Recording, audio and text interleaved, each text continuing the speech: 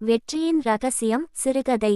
ஒரு சிறிய கிராமத்தில் அருண் என்ற ஒரு இளைஞன் இருந்தான்.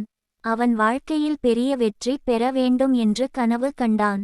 ஆனால் எதைத் தொடங்கினாலும் நடுவில் விட்டுவிடுவான். ஒரு நாள் அவன் கிராமத்தில் இருந்த ஒரு முதிய ஞானியை சந்தித்தான். அருண் கேட்டான், தாத்தா, வெற்றி பெறும் ரகசியம் என்ன?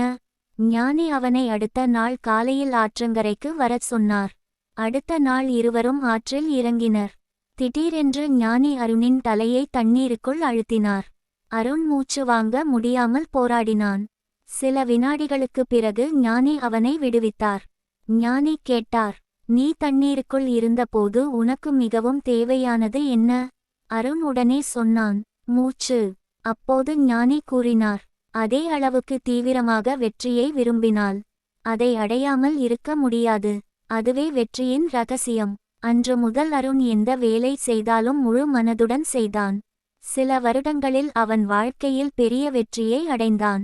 கற்றுக்கொள்ள வேண்டியது: வெற்றி பெறுவதற்கான ரகசியம் தீவிரமான விருப்பம், கடின உழைப்பு மற்றும் விடாமுயற்சி.